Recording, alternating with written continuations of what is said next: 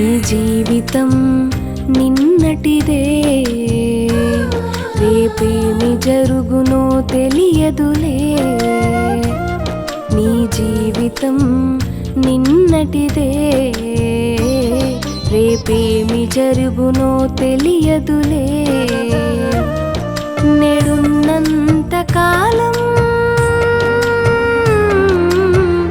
దేహము దేవునికి అర్పించి నీవు జీవించాలి. బ్రతికున్నంత కాలం సమాజ సేవలో దేవుని పనులలో జీవించాలి. నీ జీవితం నిన్నటిదే,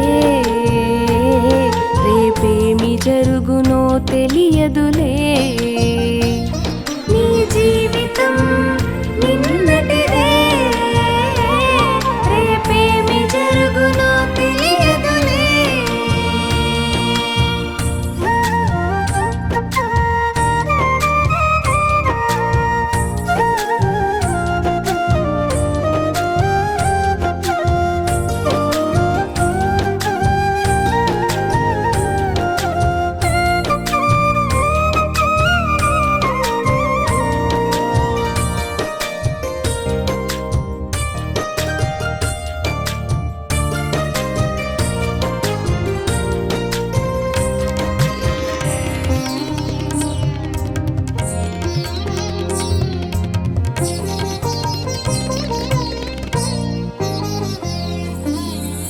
అది నాది అని ఇది నాది అని అన్నీ నావని అంటావు.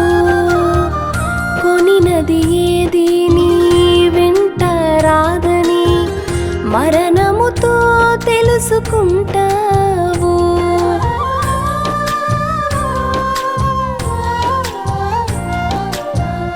అది నాది అని ఇది నాది అన్నీ నావని అంటావు.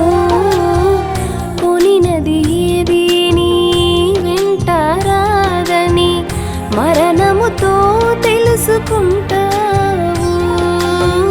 దాచిన ధనముకై దౌర్జన్యము చేసి కూర్చిన సొమ్ముకై మోసాలెన్నో చేసి ధనవంతుడనని పొంగిపోతున్నావు.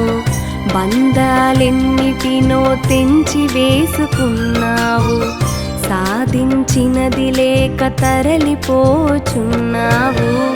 తనువును చాలించి వెళ్ళిపోచున్నావు. మాయ మాయ మనిషి మాయ మాయ.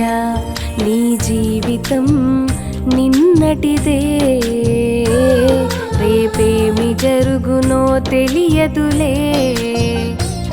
నీ జీవితం నిన్నటిదే,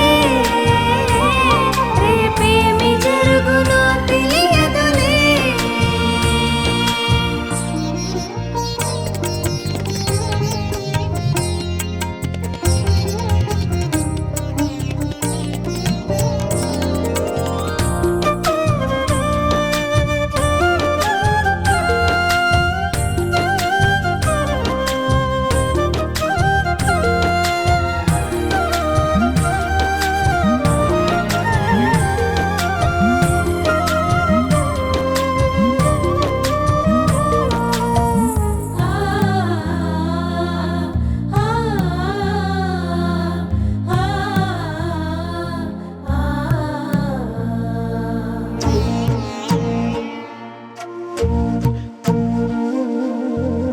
పుట్టిన మనిషికి మరణం ఉందని ప్రతి మనిషి తెలుసుకున్నాడు. మరణించిన మనిషికి బ్రతుకు ఉందని తెలియకనే జీవిస్తున్నాడు.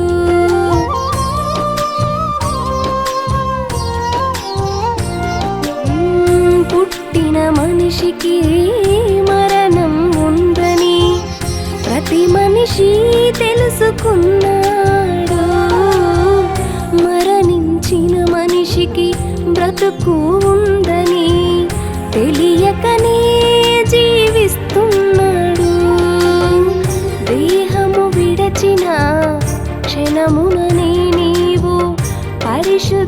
మనతో కలవాలని దేవుడు క్రీస్తును మన కొరకు సిలువకప్పగించెను. పాపానికై ప్రభువు ప్రాణాలు విడచెను. తండ్రికి ఆత్మను అప్పగించి వెళ్ళెను. జీవమునిచ్చుటకై తిరిగి లేచెను. క్రీస్తే క్రీస్తే జీవం, క్రీస్తే క్రీస్తే నీ జీవితం నిన్నటిదే, రేపేమి జరుగునో తెలియదులే. నీ జీవితం నిన్నటిదే, రేపేమి జరుగునో తెలియదులే. నేడున్నంత కాలం దేహము దేవునికి అర్పించి నీవు జీవించాలి. బ్రతికున్నంత కాలం సమాజ సేవలో దేవుని పనులలో జీవించాలి.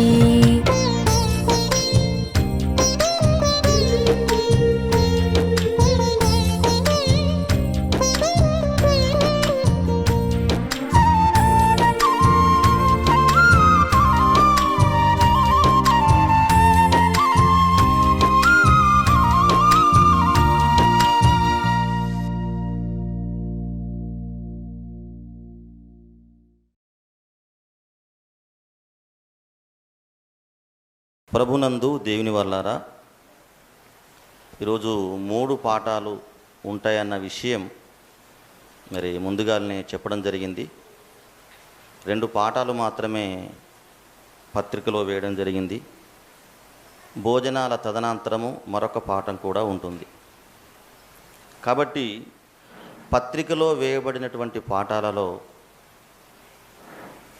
2వ పాఠము దేవుని కొరకై భక్తుల జీవితాలు అనే పాఠాన్ని నేను వినిపించాలని ఆశపడుతున్నాను. కాబట్టి వచ్చిన మీరందరూ పవిత్ర హృదయులై చక్కటి మాటలను మనస్ఫూర్తిగా మనస్సులోకి చేర్చుకోవాలని నేను కోరుకుంటున్నాను.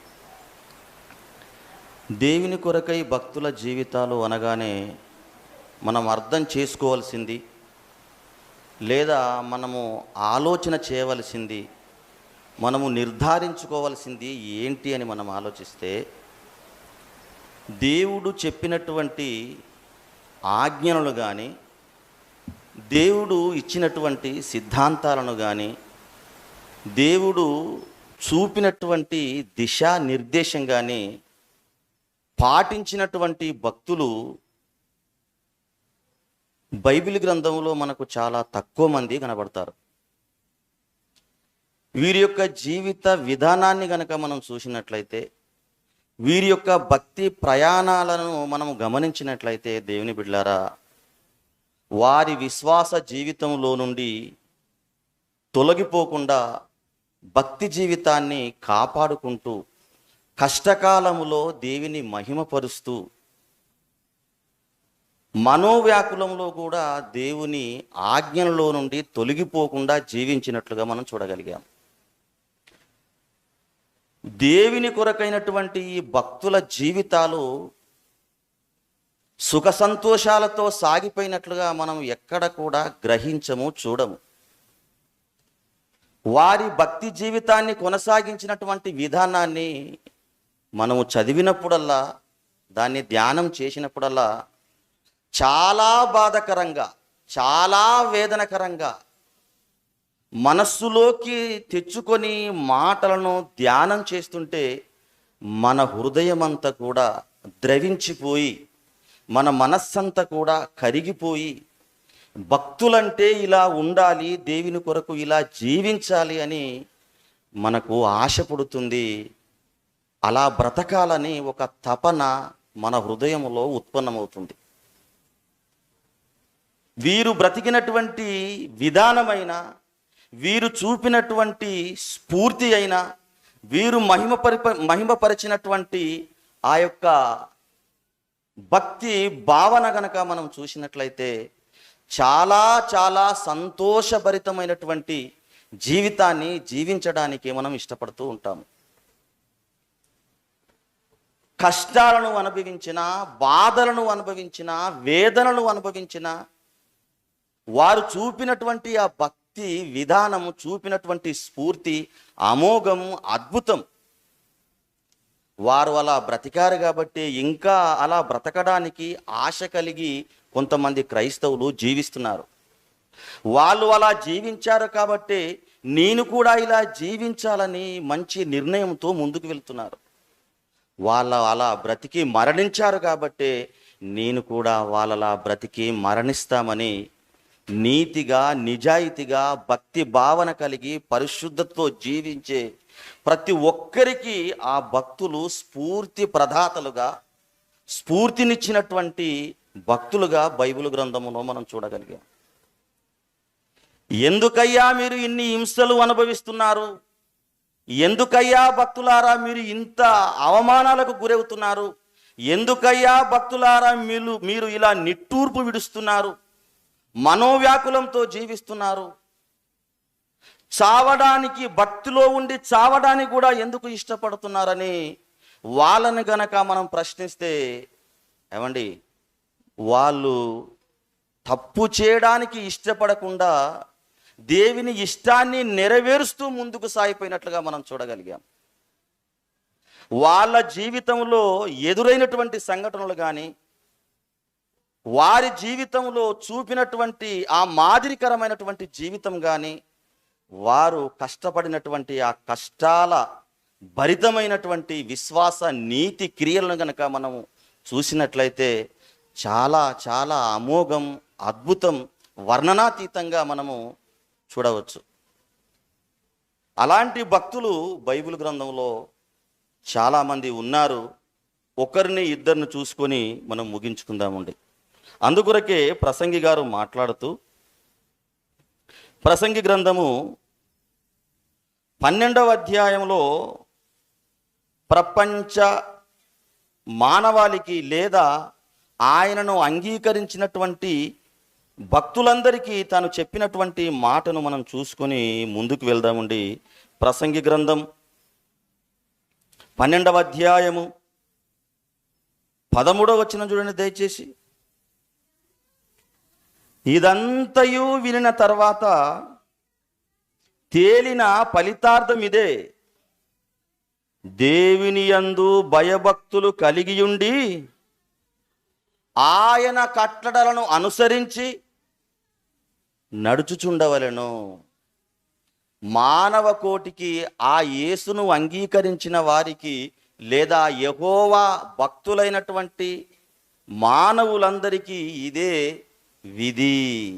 ఆయన చెప్పిన ప్రకారంగా వెళ్ళాలి తప్ప నీకు ఎందుకు వెళ్ళాలి ప్రభువా అని నువ్వు ప్రశ్నించకూడదు. ఆయన చెప్పిన ప్రకారంగా నడుచుకోవాలి తప్ప ఎందుకొరకు నడుచుకోవాలి ప్రభువా అని ఆయనని మనం క్వశ్చన్ వేయకూడదు. ఆయన చూపినట్లుగా వెళ్ళిపోవాలి తప్ప తిరిగి ఆయనను ప్రశ్నించేటువంటి అధికారం ఒక భక్తునికి ఉండకూడదు అని మనం గ్రహించాలి. ఈనాటి క్రైస్తవ జీవితాలలో మనం చూసినట్లయితే మన కుటుంబంలో ఏదో ఒక బాధ జరిగినప్పుడు దేవుని ప్రార్థనలో అడుగుతాం, ఏమని? తండ్రి, ఇంత గొప్పగా జీవిస్తుండగా, ఇంత గొప్పగా బ్రతుకుతుండగా, ఏ తప్పు చేయకుండా నీ కొరకే మా జీవితాలను సమర్పించుకొని జీవిస్తుండగా మా జీవితంలోనే ఇలాంటి ప్రతికూలమైనటువంటి పరిస్థితులు ఎందుకు ఎదురవుతున్నవి అని మనము దేవుణ్ణి క్వశ్చన్ వేస్తాం, ప్రశ్నిస్తాం. మన కుటుంబంలో ఆర్థిక సమస్యలు వచ్చినప్పుడు, తండ్రి నీ చిత్తాన్ని, నీ ఉద్దేశాలను నువ్వు అనుకున్నట్లుగా మేము జీవిస్తున్నప్పుడు ఇలాంటి ఆర్థిక పరిస్థితులు మాకెందుకు సంభవిస్తున్నాయి, భక్తులమైనందుక అని దేవుణ్ణి ప్రశ్నించేవారు కూడా లేకపోలేదు. ఏమండి, అలాంటి వాళ్ళందరికీ దేవుడు చెబుతున్నటువంటి మాట ఏంటంటే,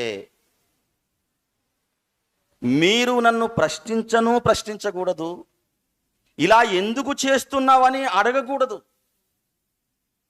భక్తుడు బ్రతికే విధానం ఏంటంటే దేవుడు చూపిస్తున్నటువంటి దారిలో నడవడం నేర్చుకోవాలి తప్ప నేను ఎందుకు వెళ్ళాలి, ఎందుకు నడవాలి, నాకెందుకు జరిగింది అని అడిగే అధికారం కానీ, ప్రశ్నించేటువంటి ఆలోచన కానీ ఏ భక్తునికి ఉండకూడదని బైబిల్ సెలవిస్తుందండి.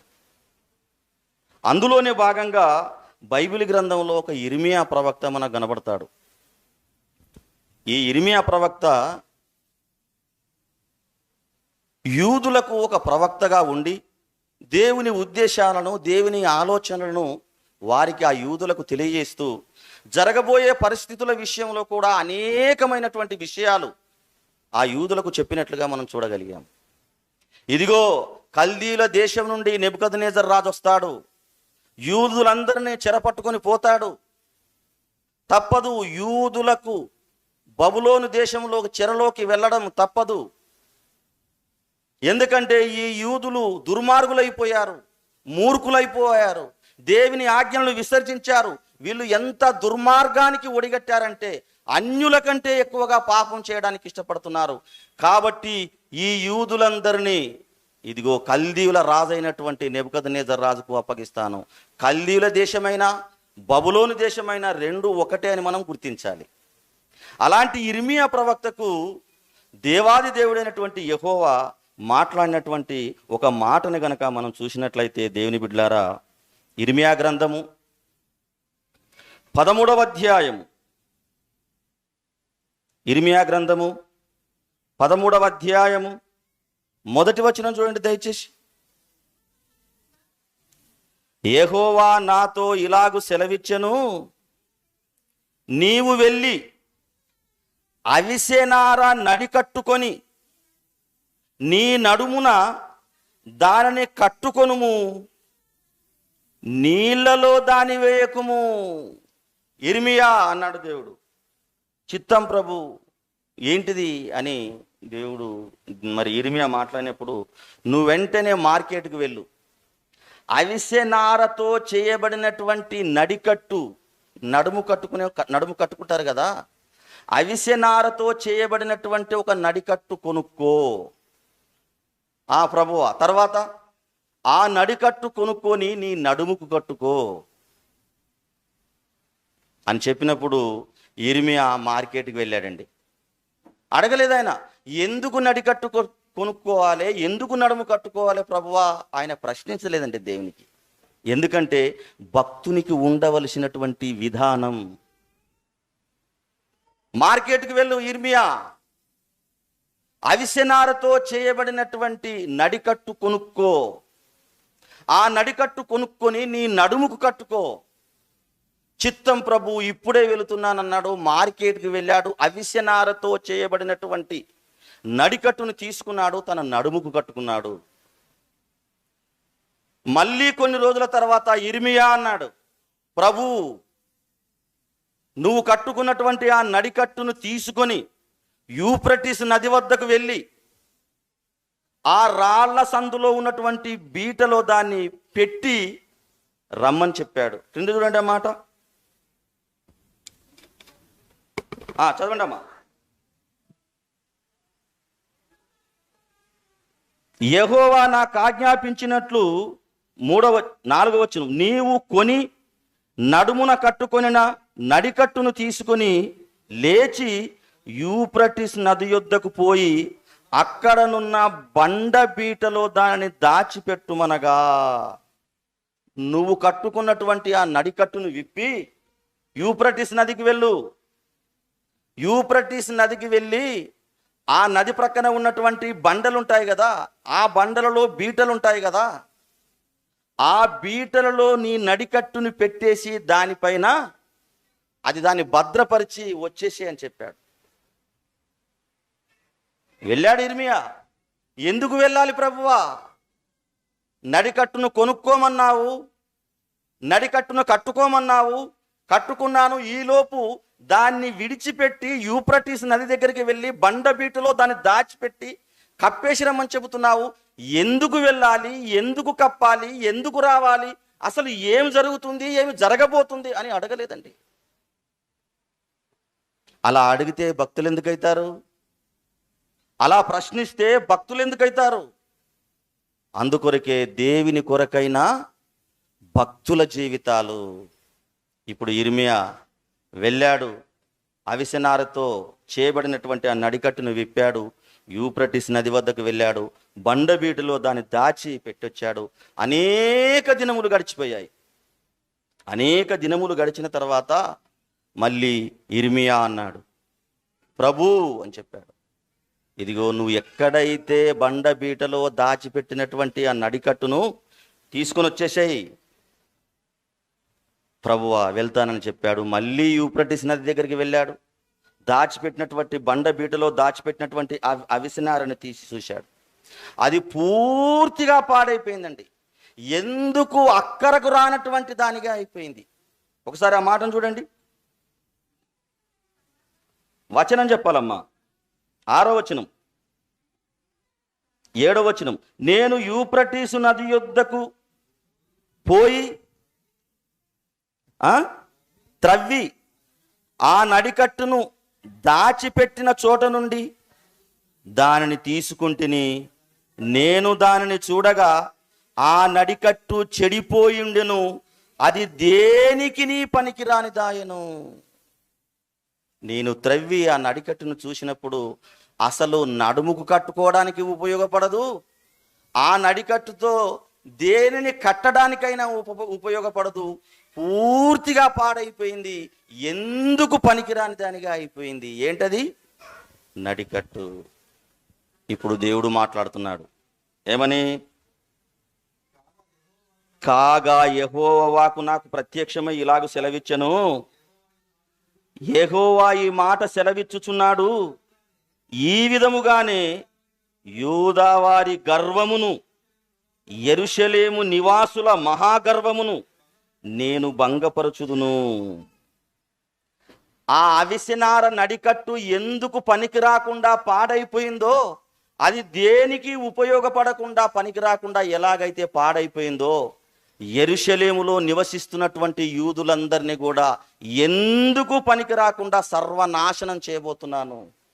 వాళ్ళ గర్వమును నేను అణచబోతున్నాను, వాళ్ళ యొక్క మహాగర్వమును నేను పాడు చేయబోతున్నాను, సర్వనాశనం చేయబోతున్నాను. నడికట్టు ఎందుకు పనికి రాకుండా అయిపోయిందో, యూదా వారిని అందరినీ నేను అలా పనికి రాకుండా చేయబోతున్నాను. వాళ్ళందరినీ నిర్మూలం చేసి ఆ యూదా దేశాన్ని ఖాళీ చేసే విధంగా నేను చేయబోతున్నాను. ఎందుకంటే ఇర్మియా, నడికట్టు నడుముకు కట్టుకుంటే, నడికట్టు నడుముకు కట్టుకొని ఎలాగైతే అంటుకట్ట శరీరానికి అంటు పెట్టబడి ఉంటుందో, నేను కూడా నా ఇజ్రాయేల్ ప్రజలందరినీ కూడా నాతో ఉండాలని, నాతోనే జీవించాలని, నేను చెప్పినట్టుగా జీవించాలని కోరుకుంటే, వాళ్ళందరూ లోకంలో ఉన్నటువంటి అన్య జనాంగం కంటే దుర్మార్గులైపోయారు. లోకంలో అనేక మంది పాపులు ఉన్నారు కదా, ఆ పాపుల కంటే ఘోరమైనటువంటి పాపులుగా మిగిలిపోయారు, దుర్మార్గులైపోయారు. నా కంట కన్నీరు తెప్పించడానికి బలమైనటువంటి కారణం ఈ యూదులే. నడికట్టు ఎలాగైతే నడుముకు కట్టబడినప్పుడు అతకబడి ఉంటుందో, వారందరినీ నడికట్టులా కాపాడుకున్నాను, కానీ వాళ్ళే తృణీకరించుకున్నారని మాట్లాడుతున్నాడు. చూడండి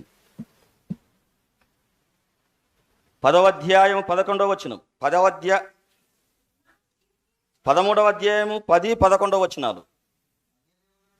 అన్య దేవతలను పూజించుచు వాటికి నమస్కారము చేయుదుమని వాటిని అనుసరించుచు నా మాటలు వినరొల్లక తమ హృదయ కాఠిన్యము చొప్పున నడుచుకొను ఈ ప్రజలు దేనికి నీ పనికిరానని ఈ నడికట్టు వలె అగుదురు.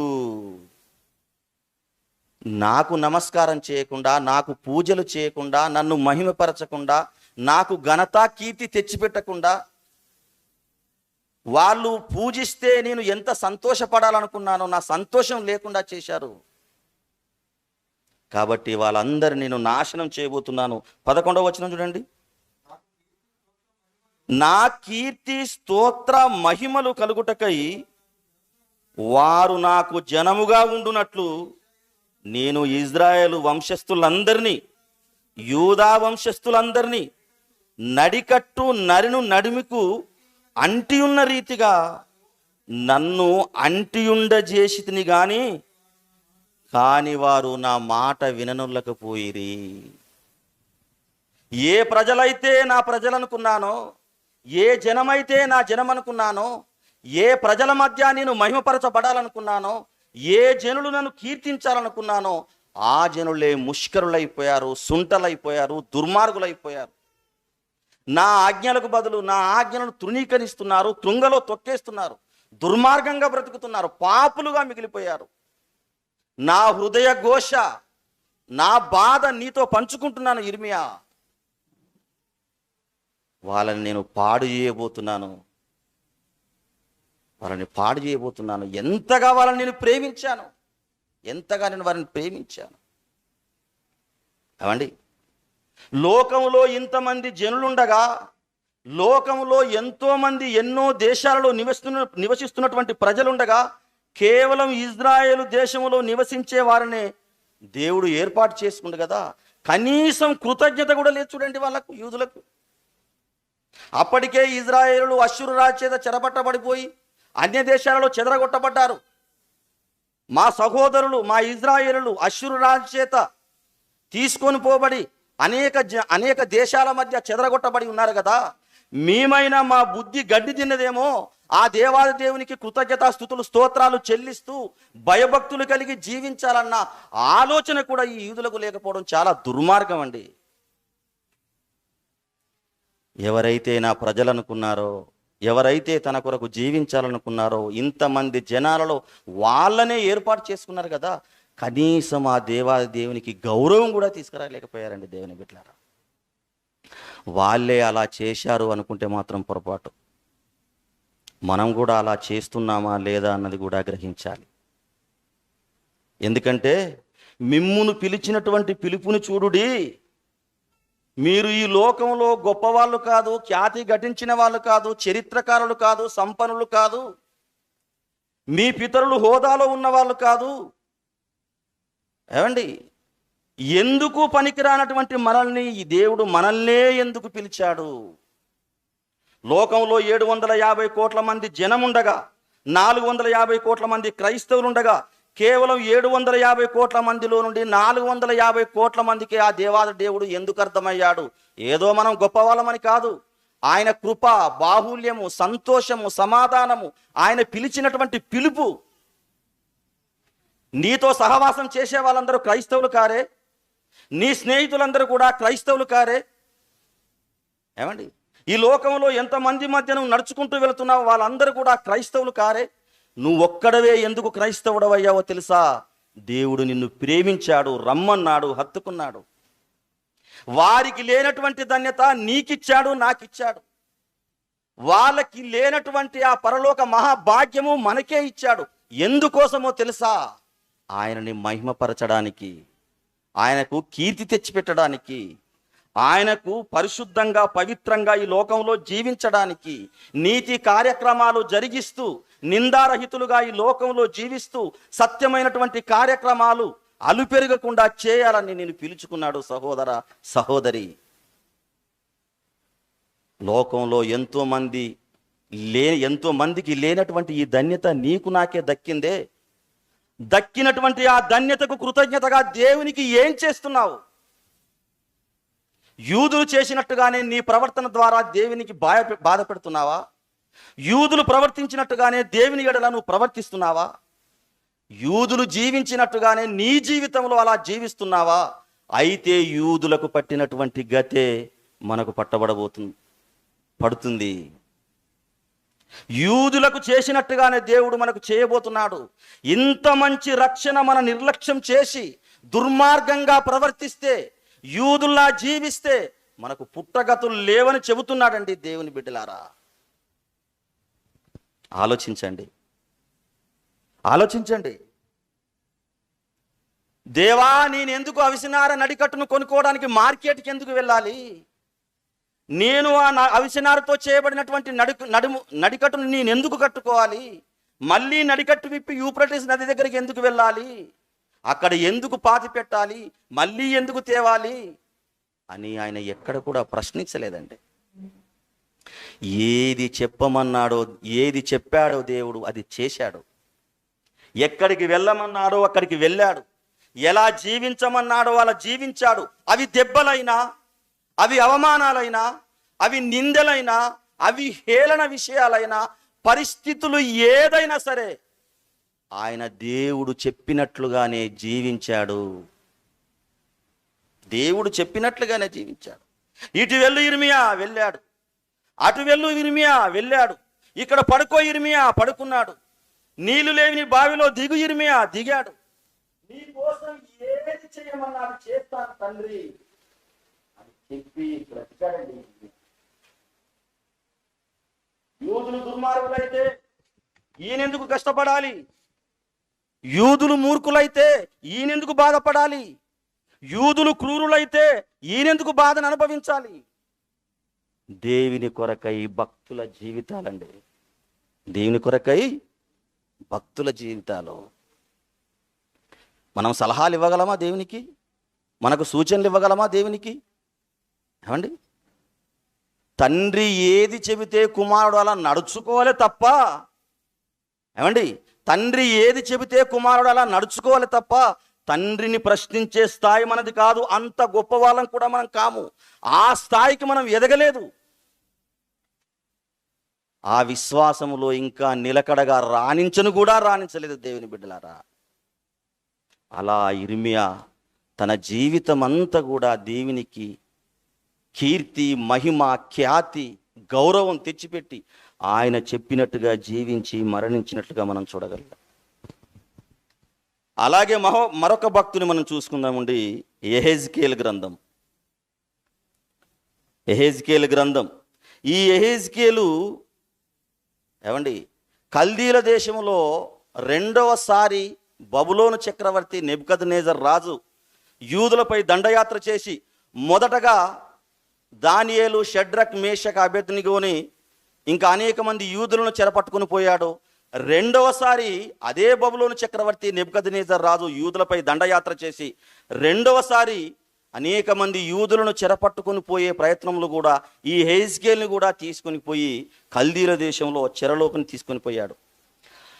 ఆ యూదులు ఆ కల్దీల దేశంలో చెరలో ఉండగా వాళ్ళందరికీ దేవుని ఎడల భయము, భక్తి కల్పించే విధంగా అనేకమైనటువంటి ప్రవచనాల రూపంలో యెహెజ్కేలుని దేవుడు వాడుకున్నట్లుగా మనం చూడగలం. ఇప్పుడు యెహెజ్కేలుతో మాట్లాడుతున్నాడు. ఎన్నో సందర్భాల్లో మాట్లాడాడు. అంతకు ముందుకు ఎన్నో సందర్భాల్లో మాట్లాడాడు యెహెజ్కేలుతో దేవుడు. ఇప్పుడు ఒక అద్భుతంగా ఎవరికి అర్థం కానటువంటి పరిస్థితి, లేదా ప్రతి ఒక్కరి హృదయము ఏమండి ఆవిరైపోయేటువంటి పరిస్థితి యెహెజ్కేలుతో మాట్లాడుతున్నాడు. ఒకసారి ఆ సందర్భాన్ని మనం చూసినట్లయితే యెహెజ్కేలు గ్రంథము 24వ అధ్యాయము. యెహెజ్కేలు గ్రంథము 24వ అధ్యాయము చూడండి 17వ వచనం. ఆ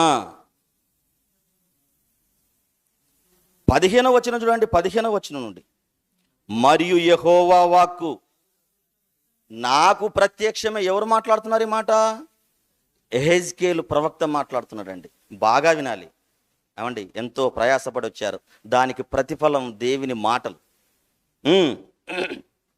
మరియు యెహోవా వాక్కు నాకు ప్రత్యక్షమై ఇలాగు సెలవిచ్చెను, నరపుత్రుడా, నీ కన్నులకు ఇంపైన దానిని నీ యొద్ద నుండి ఒక్క దెబ్బతో తీసివేయబోచున్నాను.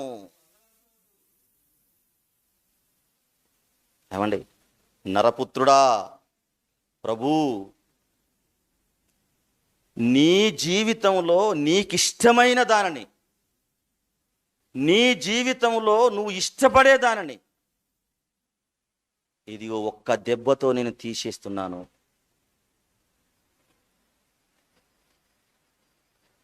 ఎవరు ఇంతకు అంటే ఆయన భార్య అండి. ఎవరి భార్య? యెహెజ్కేలు భార్య. యెహెజ్కేలు అనగానే చిత్తం ప్రభు అన్నాడు, ఇదిగో నీ జీవితంలో నువ్వు ఎంతగానో ప్రేమించినటువంటి నీ భార్యను, నీ అర్ధాంగిని, నీ సతీమణిని నువ్వు అలసిపోయి వస్తే సేద తీరడానికి మంచినీళ్ళు ఇచ్చి భోజనాలు పెట్టి నిన్ను తృప్తిపరిచేటువంటి నీ అర్ధాంగిని, నీ భాగస్వామిని, ఈ లోకంలో ప్రపంచంలో ఒక పురుషునికి ఒక భార్య ఎంత విలువైనదో అలాంటి నువ్వు ప్రేమించేటువంటి నీ భార్యను ఒక్క దెబ్బతో తీసుకుపోతున్నానని చెప్పాడు. ఏ భక్తుడికైనా ఏదైనా చేయడానికి ఇష్టపడతాడు, కానీ భార్యను తీసుకుని వెళ్తున్నానంటే ఎలా జీర్ణించుకోగలడండి ఒక భక్తుడు? 1,00,000 రూపాయలు ఇవ్వమంటే మీటింగ్కి ఇవ్వగలుగుతాడు కావచ్చు, ఆస్తిని ఇచ్చేసి దేవుణ్ణి తృప్తిపరుస్తాడు కావచ్చు, తన జీవితంలో కొన్ని కార్యక్రమాలు చేయడానికి ముందుకు రమ్మంటే రాగలుగుతాడు కావచ్చు, జీవితంలో ఏదైనా చేయడానికి వెనుకడుగు వేయడు కావచ్చు. కానీ భక్తుడు తన భార్యనే చూస్తూ చూస్తూ నీ భార్యను చంపేస్తాను, తీసుకెళ్తాను అంటే ఏ భక్తుడు జీర్ణించుకోగలడండి? దేవుని బిడ్డలారా, ఒక్కసారి మీరు ఆలోచించండి. ఏ భక్తుడు భరించగలడు? ఒకసారి ఆలోచించండి. కష్టాలలో, కన్నీళ్ళలో, బాధలలో, వేదనలో బాధను పంచుకునేటువంటి భార్యను తీసుకెళ్తానంటే ఏ భక్తుడు మాత్రం ఒప్పుకుంటాడు? ఏ భక్తుడు భరిస్తాడు? భార్యను తీసుకొని వెళ్తానని చెప్పిన కనీసం ప్రశ్నించినటువంటి భక్తుడండి యెహెజ్కేలు గారు.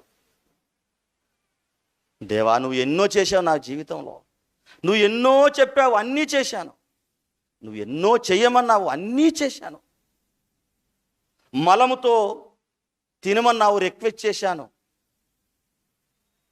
పేడతో తినమని చెప్పావు, తిన్నాను, ఇజ్రాయేల్ దోషమును బట్టి 360 రోజులు ఒకే ప్రక్క మీద పడుకోమన్నావు, పడుకున్నాను, యూదుల దోషమును బట్టి ఒకే ప్రక్క పైన 40 దినాలు పడుకోమని చెప్పావు, పడుకున్నాను, నువ్వు ఏది చేస్తే అది చేశాను, ఎక్కడికి వెళ్ళమంటే ఎక్కడికి వెళ్ళాను, చావడానికైనా సిద్ధపడ్డాను, కానీ నా భార్యనే ఎందుకు తీసుకెళ్తున్నావు అని కూడా ప్రశ్నించలేదండి యెహెజ్కేలు గారు. దేవుని కొరకై భక్తుల జీవితాలు, దేవుడు ఏది చెయ్యమంటే అది చేశారు, ఏది చేసినా దేవుని సమర్థించారు, ఎలాంటి బ్రతికినా దేవుణ్ణి మహిమపరిచారు. అది అండి. చూడండి ఏమన్నాడు, యెహోవా వాక్కు నాకు ప్రత్యక్షమై ఇలాగ సెలవిచ్చెను, నరపుత్రుడా, నీ కన్నులకు ఇంపైన దానిని నీ యొద్ద నుండి ఒక దెబ్బతో తీసివేయబోచున్నాను. బాధకరం ఏంటంటే, నీ భార్య నేను తీసుకెళ్తున్నాను కదా, తీసుకుపోవడం ముఖ్యమైనది కాదు, తీసుకుపోవడం అన్నది అది పెద్దది కాదు, నువ్వు ఉండవలసినటువంటి విధానము అది గొప్పది. నీ భార్యని తీసుకెళ్ళినప్పుడు నువ్వు అందరిలాగా ఓ అని ఏడవకూడదు, అందరిలాగా కళ్ళ నుండి నీళ్లు పోకూడదు, విలాపించకూడదు, ఏడవకూడదు, నువ్వు ఏడుస్తున్నట్టుగా పక్క వాళ్ళకు కూడా అర్థం కాకూడదు. ఇది నీకు ఇస్తున్నటువంటి ఆజ్ఞ అన్నాడు. మన బంధువులు చనిపోతేనే ఎంతో ఏడుస్తాము, మన కుటుంబంలో 1,00,000 రూపాయల నష్టం వస్తూనే రొమ్ములు కొట్టుకుంటాము, ఏదో తోక చుట్టం చచ్చిపోయినా కానీ మన కళ్ళ నుండి ప్రవాహం అయిపోతుంటుంది కదా నీరు. సొంత భార్య చనిపోతే చూస్తూ చూస్తూ, ఎంతగానో ప్రేమించినటువంటి భార్య చనిపోతే ఏడవకూడదా? తన కోసం ప్రాణత్యాగం చేయడానికి సిద్ధపడినటువంటి భార్య చనిపోతే అరవకూడదా? కంటి నుండి నీళ్లు రాకూడదా? అవి ఎట్టి పరిస్థితుల్లో కూడా రాకూడదు అని చెప్పాడండి దేవుడు యెహెజ్కేలుతో. చూడండి మాట 17వ వచనం, ఒక దెబ్బతో తీసివేదను. 17వ వచనం, మృతులకై నీ భార్య చనిపోగానే నువ్వు విలపించకూడదు, నిశ్శబ్దముగా నిట్టూర్పు విడుము, నిశ్శబ్దముగా ప్రశాంతంగా ఉండు, నీ మనస్సులోనే నీ హృదయంలోనే నీ దుఃఖాన్ని సలుపుకో, కానీ బయటికి మాత్రం నువ్వు ఏడుస్తున్నట్టుగా ఎవరికి కనబడకూడదు యూదులకు. ఏం పరీక్ష అండి దేవుని బిడ్డలారిది. ఏమంటే భరించగలమా? సహించగలమా? జీర్వించగలమా? ఏడవకుండా ఆగగలమా? కన్నీళ్లు రాకుండా కంట్రోల్ చేసుకోగలమా? ఏమండి చూడండి ఇంకా ఏం చెప్తున్నాడు, మృతులకై విలాపము చేయక నిశ్శబ్దముగా నిట్టూర్పు విడుము. నీ శిరోభూషణములు ధరించుకొని పాదరక్షములు తొడుక్కొనవలను. నీ పెదవులు మూసుకొనవద్దు, జనుల ఆహారమును భుజింపవద్దు. నీ పెదవులు మూసుకోకూడదు, నీ పెదవులు మాత్రం ఓపెన్గా ఉండాలి. నీ శిరోభూషణములు ధరించుకోవాలి అనగా యూదులు ఆ ప్రవక్తలు ధరించుకునేటువంటి వస్త్రాల్లాగా కిరీటం లాంటి వస్త్రాలు ఉంటాయిగా, అవి ధరించుకోవాలి. పాదాలకు చెప్పులు తొడుక్కోవాలి. అసలు నువ్వు ఏడ్చేది ఎవరికి కనబడకూడదు. అసలు నువ్వు ఇంట్లో కూడా ఏడవకూడదు, ప్రలాపించకూడదు, నిట్టూర్పు విడకూడదు. అసలు నీ పెదాలు మాత్రం ఓపెన్ చేసి అలాగ నీ హృదయంలో తలపోసుకుంటూ ఉండాలి తప్ప నువ్వు బాధపడుతున్నట్టుగా యూదులకు ఒక్కరికి కూడా కనపడకూడదు. ఎందుకు ప్రభువా తీసుకెళ్ళావు నా భార్యని, ఏడవకుండా ఉండమంటే నేను ఎలా ఉంటాను ప్రభువా అనలేదండి పాపం. నా కండ్ల గుండా నీళ్లు రాకుండా ఎలా భరిస్తాను, ఎలా కంట్రోల్ చేసుకుంటాను ప్రభువా. నా భార్యని తీసుకెళ్ళు, కానీ నేను ఏడవకుండా ఎలా ఉంటానయ్యా. ఉంటామండి అసలు? ఆలోచించండి దేవుని బిడ్డలారా. ఏడవలేము. అలాగని తన్నుకొస్తున్నటువంటి ఆ నీళ్లను ఎలా కంట్రోల్ చేయగలము? భార్యతో గడిపినటువంటి ఆ క్షణాలు గుర్తుకు రాగానే భావోద్వేగానికి గురి కాకుండా ఎలా కంట్రోల్ చేసుకోగలము? భావోద్వేగాలను ఎలా నియంత్రించుకోగలము? మనస్సును ఆధీనంలో ఉంచుకొని శరీరాన్ని కంట్రోల్లో పెట్టుకొని కన్నీళ్లు కార్చకుండా, ఏడవకుండా, బాధను బయటికి వ్యక్తపరచకుండా ఎలా ఉండాలి ప్రభువా అని అనలేదండి దేవుని బిడ్డలారా. భక్తుల జీవితాలు ఎలా ఉండాలో, ఎలా ఉండమంటే అలా ఉండాలి తప్ప నా నుంచి కాదు, నేను ఉండలేను, నేను చెయ్యలేను, ఇలా ఎందుకు చేస్తున్నావు ప్రశ్నించడానికి నువ్వెవడివి? నువ్వెవరసలు? దేవుని కొరకు బ్రతకాలంటే, నిర్ణయం తీసుకోవాలంటే, దేవుని కొరకు జీవితాలను అంకితం చేసేవాళ్ళు ఇలా జీవిస్తారండి. ఏం జరిగిందో చూడండి. 10వ వచనం, 18వ వచనం. ఉదయమందు నేను జనులకు ప్రకటించి తిని, ఈ విషయమంతా కూడా జనాలకు ప్రకటించాను, యూదులకు ప్రకటించాను. సాయంత్రమున నా భార్య చనిపోగా, ఉదయమంతా ప్రకటించాను, దేవుడు చెప్పింది. సాయంత్రమున నా భార్య చనిపోగా నాకు ఆజ్ఞాపించినట్లు మరునాటు ఉదయం వరకు నేను అలా దేవుడు ఏది చెప్పమన్నాడో, ఏది చెప్పాడో అది చేశాను. ఏడవలేదు.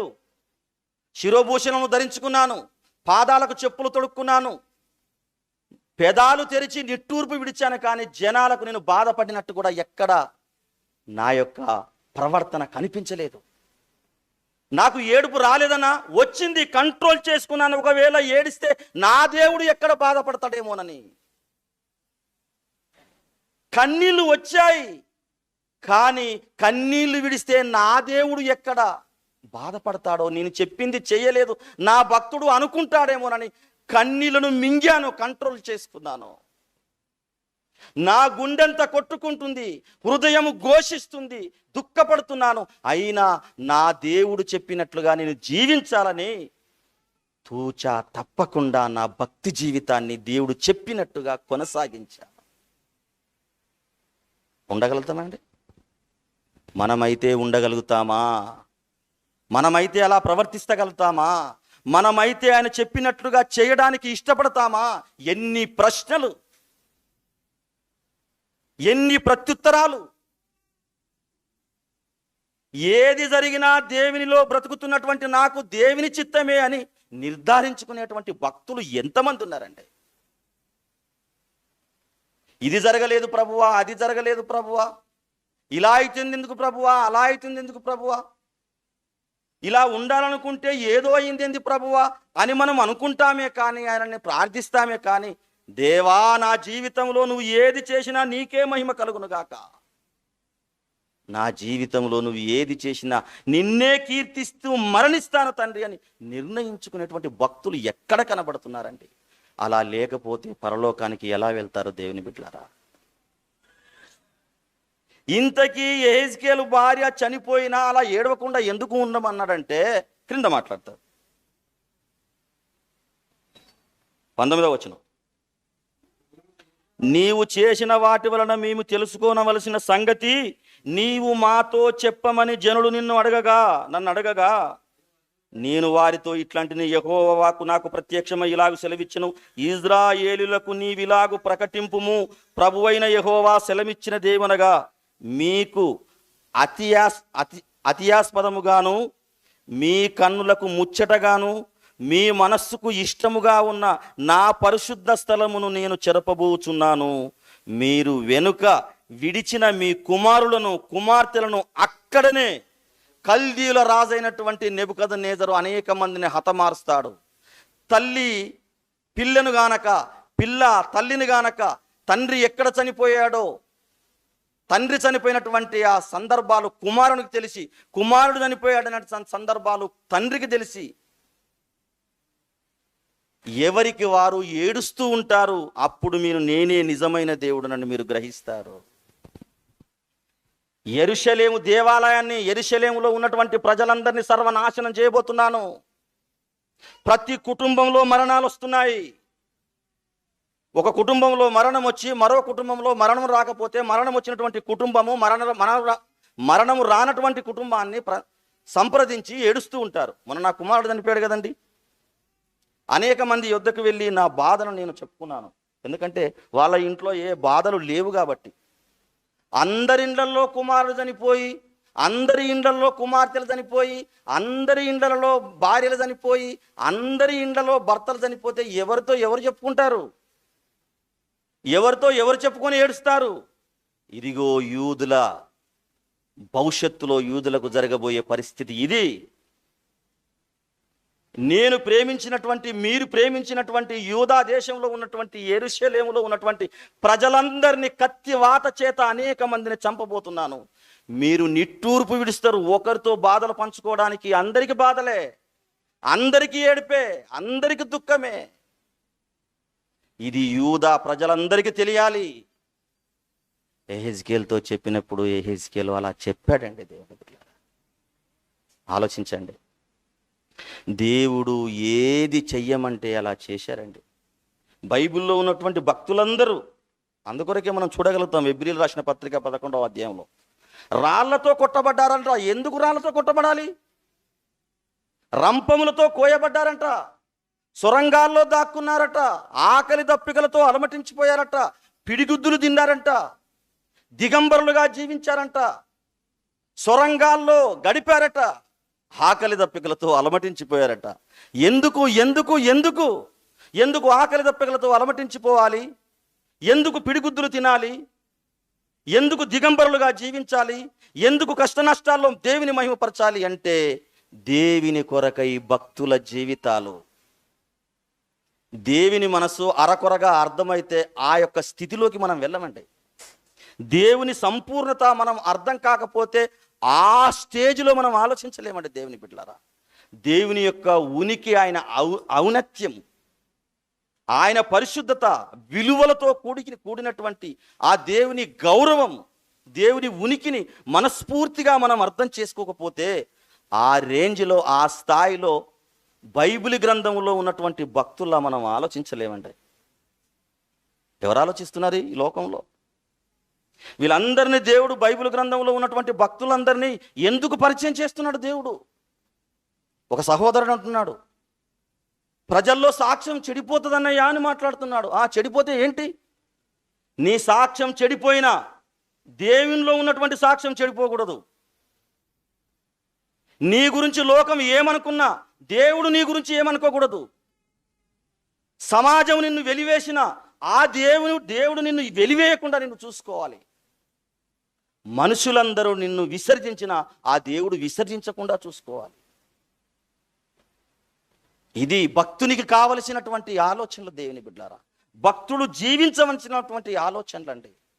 భక్తుడు నడవవలసినటువంటి విధానాలండి. దేవుని బిడ్డలారా, పిల్లలు, కుటుంబము, లోకము, లోకాశలు ఈ ఆశల వలయంలో చిక్కుకొని ఇదే జీవితమని, ఇదే శాశ్వతమని భౌతికమైనటువంటి మనసుతో ఆలోచించే వారికి, ప్రకృతి సంబంధమైనటువంటి ఆలోచనలు కలిగి ఆలోచించే వాడికి దేవుని కానీ, దేవుని ఉనికి కానీ, దేవుని గొప్పతనం కానీ, ఆ పరలోక విషయాలు కానీ సంపూర్ణంగా అర్థం కావనే చెప్పాలి. సంపూర్ణంగా అర్థం కానివనే చెప్పాలి. ఇలా మనం చూసుకున్నట్లయితే ధర్మశాస్త్రంలో ఎంతోమంది ప్రవక్తలు, ఎంతోమంది భక్తులు, నూతన నిబంధనలో ఎంతోమంది భక్తులు, ఎంతోమంది దైవజనులు ప్రయాసపడ్డారు, కన్నీళ్లు కార్చారు, ఏడ్చారు, దుఃఖపడ్డారు, మరణించారు, నిత్య పరదేశిలో ఉన్నారు ఆ పరలోకం పొందుకోవడానికి. కాబట్టి ఎవరు ఆ స్థాయిలోకి వెళ్ళగలుగుతారంటే, ఆ స్థాయిలో నిలబడగలుగుతారంటే విన్నవాళ్ళు కాదు, విని విడిచిపెట్టే వాళ్ళు కాదు, విని పాటించి అనుసరించి ఆచరణలో పెట్టి జీవితకాలం అంతా కూడా పాటిస్తూ పఠిస్తూ ముందుకు సాగిపోయిన వాళ్ళే ఆ స్థాయిలోకి వెళ్తారని మీరందరూ గ్రహించాలని, గమనించాలని మనస్ఫూర్తిగా కోరుకుంటూ ఈ నా మాటలు ముగిస్తున్నాను. మీ అందరికీ ధన్యవాదాలు. Thank you very much. ప్రార్థించుకుందాం. మమ్మల్ని మిక్కిలిగా ప్రేమించిన మా ప్రియ పరలోకపు కన్న తండ్రి, నీ కొరకై భక్తుల జీవితాలు నిజమే దేవా, కనబడుతున్న వారి గురించి వాళ్ళు ఆలోచించలేదు తండ్రి, దృశ్యమైన వాటిని వాళ్ళు ఆశపడలేదు నాయన, ఐహిక విచారంలో కూరుకుపోయి నీ యొక్క సంకల్పాన్ని దెబ్బతీయలేదు తండ్రి. ఎవరి చేత నువ్వు మహిమపరచబడాలనుకున్నావో, ఎవరి చేత నువ్వు కీర్తించబడాలనుకున్నావో, ఎవరి చేత నీకు గౌరవం రావాలనుకున్నావో ఆ ఇజ్రాయేలులే, ఆ యూదులే నాయన నీ గౌరవాన్ని అగౌరవంగా మార్చారు. నీకు కీర్తి తీసుకురావడానికి వాళ్ళు అప్రతిష్ట పాలు చేశారు తండ్రి.